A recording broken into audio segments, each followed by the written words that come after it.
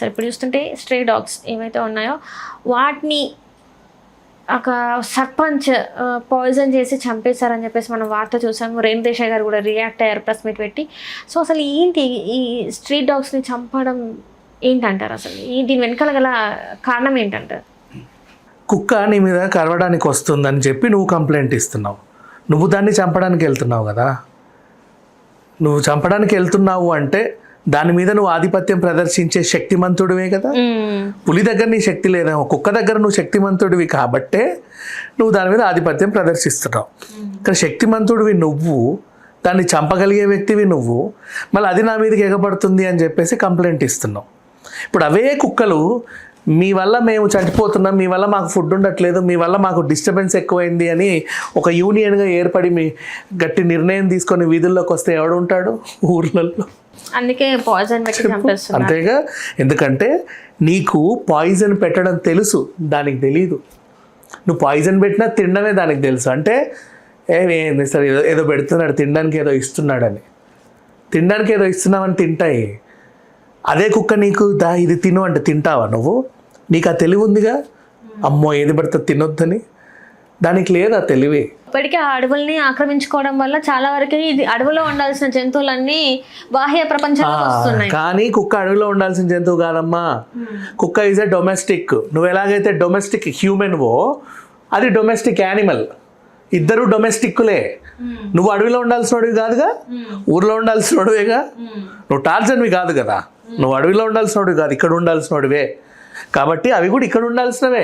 నువ్వు కొండ మీద ఉన్నా, గుహల్లో ఉన్నా, ఇంకెక్కడున్నా, తీర ప్రాంతాల్లో ఉన్నా, లోతట్టు ప్రాంతాల్లో ఉన్నా, ఎక్కడున్నా నువ్వు ఒక కొంప కట్టుకున్నావు అంటే వాటి కట్టుకునే ఇది లేదు, అంతే. అంతమించి ఇంకేం లేదు. పాపం చీమలకు కూడా ఆ తెలివి ఇచ్చాడు దేవుడు. ఒక మంచి హౌస్ నిర్మించుకొని, పక్షులకు ఇచ్చాడు గోడు నిర్మించుకొని. వాటికి ఇవ్వలామా? తెలీదు. లేదంటే కర్ర ఏరుకొచ్చి పాపం అవి కూడా మొలలు కొట్టో ఏదో తాడు కట్టో ఏదో కట్టుకునేవి. నిజం, వాటికి అవి తెలియదు. ఇలాంటి వాళ్ళు ఏదన్నా ఖాళీ చేసి పోతే అది శిథిలావస్థకు వచ్చి నేను ఎవడు ఉండలేము దాంట్లో అని మీకు మీరు డిసైడ్ అయ్యి దాన్ని దూరం పెడితే అక్కడికి వెళ్ళి ఉంటాయి అవి. లేదా మీ అవసరాల కోసం ఏదైనా రౌండ్ పైపులు తెచ్చి అక్కడ పడేసి మీ అవసరం దీని తర్వాత ఒక పైపు మూలకు పడేస్తే ఇదేదో బాగుంది అని చెప్పి అందులో ఉంటాయి అవి. లేదా ఏమైనా చెట్టు అటు ఇటే ఒక బుష్ లాగా తయారైతే మీ అడ్డమైన రాచకార్యాలు చేసుకోవడానికి పనికిరాని స్థలాలు ఉంటాయి చూడు. పనికొస్తే మీరు అవి కూడా వదలరు కదా, పొదలు కూడా. మీకు పనికిరాని స్థలాలు, మీరు పట్టని స్థలాలు అంటే పాప అవి వెళ్ళి పడుకుంటాయి యాక్చువల్గా చెప్పాలంటే. సో అట్లాంటివి 100 కుక్కల్ని నువ్వు చంపావు. నేను ఇంతకు ముందు కూడా చెప్పా, కుక్కలకి సొల్యూషన్ ఉంది. ఒక ట్రైనర్స్ని హైర్ చేసుకోండి, డాగ్ ట్రైనర్స్ని. ఎక్కడున్నా సరే, వేరే దేశాల్లో ఉంటారు, లేకపోతే యానిమల్ వెల్ఫేర్ వాళ్ళని అడగండి, వాళ్ళు చెప్తారు ఎక్కడ ఉంటారో మీకు తెలియకపోతే.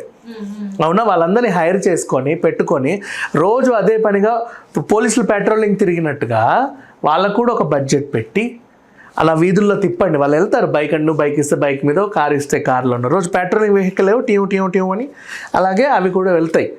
వెళ్ళి ఎక్కడన్నా కుక్కలు ఉంటే వాళ్ళు దిగుతారు, చేతనైనంత ఏదో చేస్తారు, వాటిని మోటివేట్ చేస్తారు. అగ్రెసివ్గా ఉన్న కుక్కల్ని నువ్వు మందేలేవు కదా, ఎందుకంటే హ్యాంగ్ అంటదని. వాడేయగలడు మందు, వాడి మాట వింటది. మందేస్తే అది ప్రాబ్లం లేదు కదా, నీకు ప్రాబ్లం లేదు, దానికి ప్రాబ్లం లేదు, అంతే కదా. దానికి మందేస్తారు. ఇంకా అగ్రెసివ్నెస్ కంట్రోల్ చేసే మందులు కూడా ఉంటాయి కుక్కలకు, తెలుసా నీకు? అవి వేస్తారు. అప్పుడు ఆ కుక్కలన్నీ కూడా నేను చూస్తే వాటికి కోపం రావు. నీకు వచ్చినంత కోపం కూడా వాటికి రావమ్మా, రావు. వాటికి ఎందుకు కోపం వస్తుంది తెలుసు? ఇప్పుడు బండ్లు వెళ్తుంటే వెంబడి పడతాయి. ఎందుకు వెంబడి పడతాయి చెప్పనా? నీకంటే ముందెళ్ళిన బండోడు ఎవడో దాని తోకో కాలో తొక్కి వెళ్ళాడు, అది గుర్తుపెట్టుకుంది. ఓహో ఇదేదో వస్తుంది, ఈసారి ఇక్కడ తొక్కుద్దో నన్ను ఏడ తొక్కుతుందో ఇది అని చెప్పి భయపడి అని అరుస్తుంది. ఇంకోసారి ఇక్కడ రాకురా నువ్వు అని. దాని ఉద్దేశం అది. నువ్వు వచ్చినప్పుడల్లా కాళ్ళు తొక్కుతున్నావు, మరి నాకు కెవ్వు అంటున్నా నేను ఎవరికి చెప్పుకోవాలి? నువ్వు పోతున్నావు, దాని ప్రాబ్లం అది.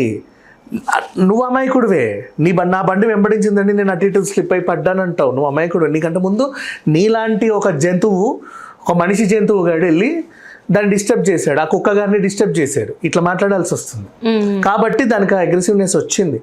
ఇప్పుడు మనిషి కూడా మెంటల్ ఇల్నెస్ రావాలంటే చిన్నప్పటి నుంచి ఏదో అవుతుంది, ఏ గోడకు తగిలో లేకపోతే ఇంకేమన్నా కొన్ని మానసికంగా కుంగిపోయో వస్తాయి కొంతమందికి సర్టన్ స్టేజ్లో. అవును. వాళ్ళని మనం గుర్తిస్తాం కాబట్టి, గుర్తించే డాక్టర్స్ ఉన్నారు కాబట్టి తీసుకెళ్తున్నారు.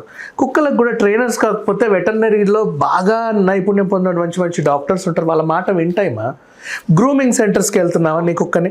నువ్వు స్నానం చెప్పేసి అసలు మాట విందు, నీ మాట అయినా నీ కుక్క గ్రూమింగ్ సెంటర్లో ఎందుకు వింటుంది చెప్పు? చక్కగా గోర్లు కట్ చేయించుకుంటుంది, నీట్ కటింగ్ చేసుకుంటుంది, వాడు అలా ట్రైన్ చేసుకుంటాడు.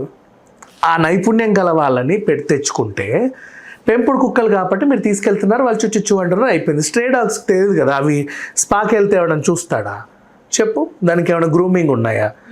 టిక్ ఫీవర్ వచ్చి ఏమన్నా ఉందా? ఎక్కడన్నా పాపం ఏవో రక్తం కారుతూ ఉంటాయి కొన్నిటికి, ఏం చేయాలి, అలా అలా పాపం తిరుగుతూ ఉంటాయి.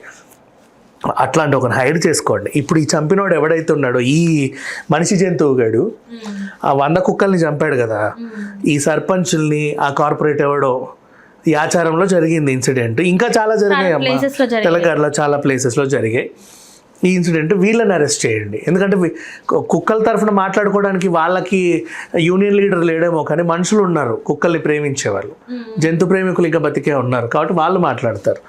అందుకే మొన్న రేణు దేశాయ్ అంత అగ్రెసివ్గా చెప్పింది. ఇంకా ఇది జరుగుతూనే ఉన్నాయి.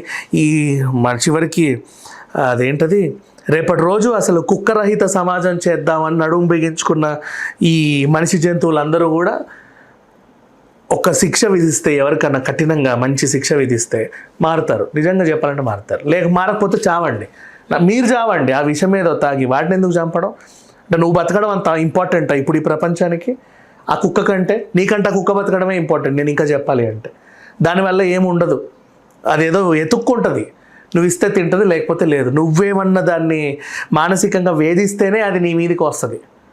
నువ్వు పులికి భయపడతావు, కుక్కని శాసిస్తావా? పులికి పులి వచ్చిందని చెప్పి నువ్వు ఇంట్లో ఉంటావు, కుక్కున్నప్పుడు నీ పిల్లోడిని కూడా ఇంట్లో పెట్టాలి.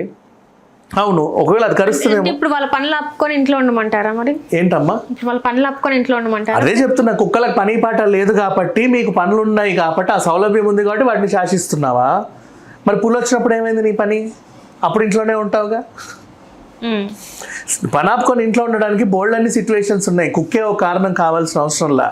సడన్గా లాక్డౌన్ పడవచ్చు, సడన్గా ఇంకేమైనా పడవచ్చు, ఇంకేమైనా చేయొచ్చు, బంద్ ఉండొచ్చు, లేకపోతే వీధుల్లోంచి ప్రకృతి బాగాలేదండి ఎవడు బయటికి రావద్దనొచ్చు, అప్పుడు ఉంటా నేను బయటికి వెళ్ళొద్దు అని. అప్పుడు ఎంత పని ఉన్నా నీకు ఆ పని గుర్తురాదు. కానీ కుక్క వల్లే నీ పని ఇలా పాడవుతుంది. ఆలోచించాలి. ఇప్పుడు సడన్ గా కుక్క వచ్చి సడన్ గా వస్తూ ఉంటది, ఒక స్పీడ్ లో సడన్ స్పీడ్ లో ఉంటారు, సడన్ గా వచ్చేసి వెళ్తూ ఉంటే ఇక్కడ తిను బ్రేక్ వేస్తే వెనకాల ఉన్న వాళ్ళు కూడా ఎంతమంది ఇబ్బంది పడుతున్నారు. అది నిజమే. ఈ సిచ్యువేషన్ నేను ఒప్పుకుంటా. రోడ్ల మీద పని ఆవులు బర్రెలు కూడా అలా పడుకొని ఉంటాయి, చీకట్లో బర్రెలు కనపడవు, ఆవులు ఉంటాయి, హారన్ కొట్టినాయి పోవు. సడన్గా అక్కడికి వచ్చేంతరకు అది ఉందని నీకు తెలియదు. కుక్క అంటే ఈయన క్రాస్ చేస్తావు, నీ ఉద్దేశం దాన్ని గుద్దాలని కాదు, అటు తిప్పబోతావు, నువ్వు పల్టీ పడతావు, నువ్వు సడన్ బ్రేక్ వేస్తే వెనక నుంచి వచ్చి నీకు గుద్దుకుంటాయి. These are accidental situations.